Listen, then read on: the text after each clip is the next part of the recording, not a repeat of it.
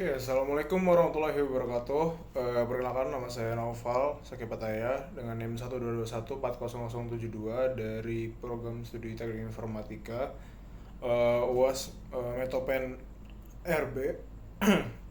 Jadi kali ini saya akan membuat video tentang UAS Metopen saya dengan judul Rancang Bangun Sistem Informasi Pengaduan Sarana Prasarana Berbasis Website menggunakan metode waterfall studi kasus Institut Teknologi Sumatera. Selanjutnya di sini ada daftar isi, di mana yang pertama itu ada pendahuluan, kemudian tinjauan pustaka, yang ketiga itu metode penelitian. Di bab 1 itu ada latar belakang, rumusan masalah, tujuan penelitian, batasan masalah, kemudian manfaat penelitian dan sistematika penulisan. Yang pertama yaitu latar belakang. Latar belakang saya adalah ITERA menghadapi banyak keluhan untuk Sarpras dari Sivitas Akademika ITERA, namun sistem pengaduannya masih manual dan kurang efisien. Penelitian ini bertujuan untuk mengembangkan sistem informasi pengaduan Sarpras berbasis website menggunakan metode waterfall untuk mempermudah pengelolaan keluhan, menampilkan status penanganan, dan meningkatkan kualitas pelayanan. Oke. Untuk yang selanjutnya yaitu rumusan masalah. Yang pertama adalah bagaimana mendesain dan mengembangkan sistem informasi pengaduan sarana dan prasarana di ITERA berbasis website menggunakan metode waterfall. Yang kedua, bagaimana merancang dan membangun aplikasi yang dapat memudahkan Sivitas Akademika ITERA dalam melakukan pengaduan keluhan terhadap sarana dan prasarana atau Sarpras ITERA.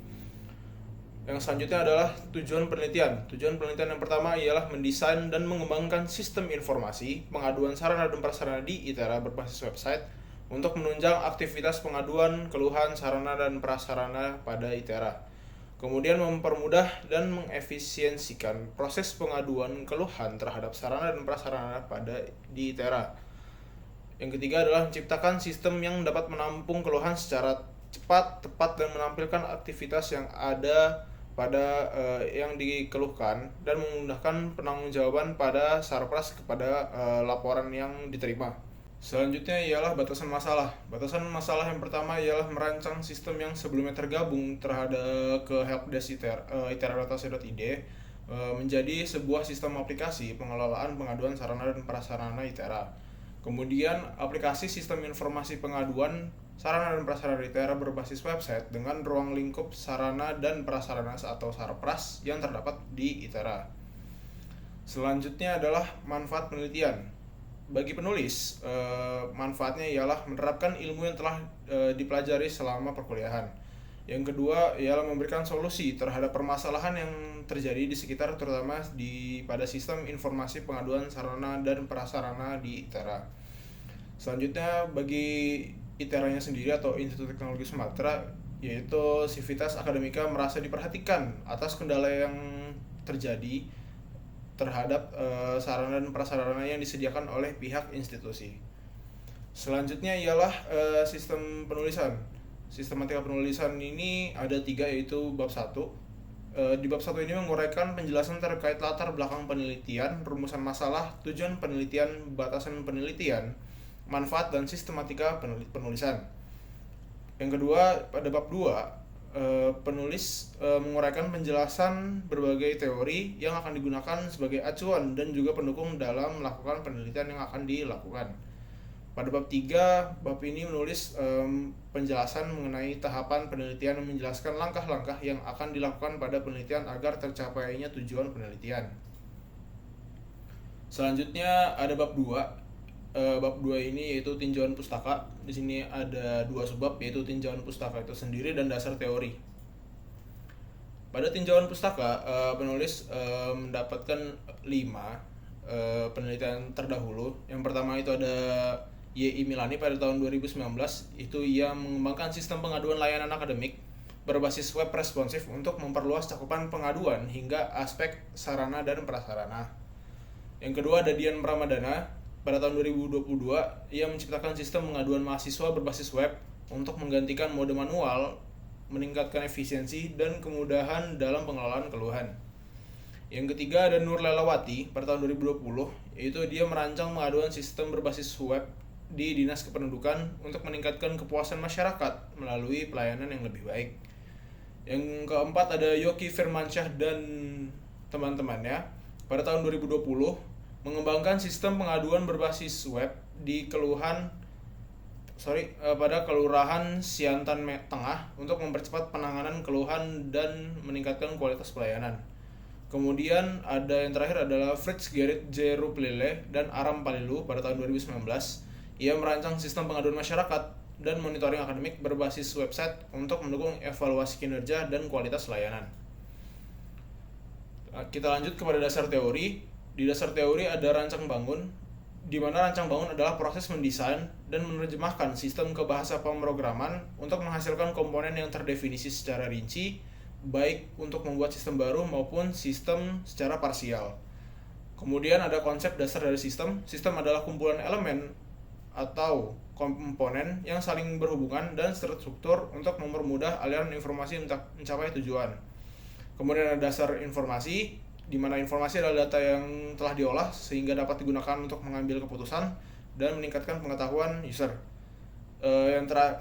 Yang keempat ada pengaduan layanan, di mana menurut Peraturan Presiden RI pada nomor 76 tahun 2013 ialah penyampaian keluhan terhadap pelayanan yang tidak sesuai standar.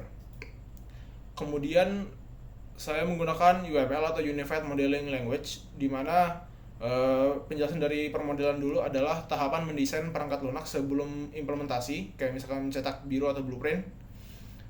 Sedangkan untuk definisi dari UML sendiri adalah notasi profesional yang digunakan untuk memodelkan sistem berbasis objek dengan dukungan visual yang baku. Penelitian ini menggunakan 3 diagram UML. Yang pertama use case, lalu situ class diagram sama activity diagram. Untuk selanjutnya ada konsep dasar website, di mana website itu adalah kumpulan halaman yang memuat seperti informasi berkaitan dengan seperti teks, gambar, video, ataupun animasi yang dapat diakses melalui internet menggunakan peramban web kayak misalkan Chrome dan Microsoft Edge. Kemudian ada SDLC atau System Development Life Cycle, di mana itu adalah siklus pengembangan sistem yang mencakup proses pembuatan atau pengubahan sistem menggunakan berbagai model ataupun metode. Di sini saya menggunakan waterfall. Oke, selanjutnya ada penjelasan dari metode waterfall itu sendiri, di mana metode waterfall adalah model pengembangan perangkat lunak secara tradisional yang terdiri dari 5 tahap. Yang pertama requirement analysis, kemudian ada sistem software and design, kemudian ada implementasi, kemudian ada testing, sama operation dan maintenance. Selanjutnya ada pengujian sistem. Pengujian sistem saya itu menggunakan black box testing, di mana black box testing adalah teknik pengujian perangkat lunak yang memvalidasi fungsi-fungsi sistem tanpa memeriksa rancangan atau kode program.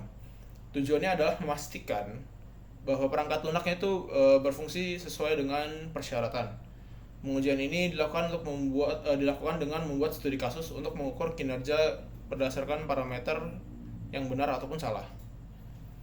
Selanjutnya kita masuk ke bab 3, di mana bab 3 ini ada alur penelitian, metode pengumpulan data, metode pengembangan sistem, habis itu metode pengembangannya, dan rancangan pengujian. Berikut dapat dilihat alur penelitiannya. Selanjutnya ada metode pengumpulan data, di mana ada studi literatur, observasi, wawancara, survei, requirement analysis, desain, tahap development, dan tahap testing. Lanjutnya untuk metode pengembangannya sendiri itu metodenya tadi kan udah waterfall, terdiri dari analisis, perancangan, pengkodean, pengujian, dan pemeliharaan yang dijalankan secara berurutan. Kemudian ada rancangan pengujian, di mana pengujian ini yang pertama tadi kan pakai black box testing. Tahapannya adalah identifikasi unitnya terlebih dahulu, kemudian membuat test case-nya, kemudian diuji, kemudian mengevaluasi hasil pengujian tersebut. Sekian dari saya, terima kasih. Assalamualaikum warahmatullahi wabarakatuh.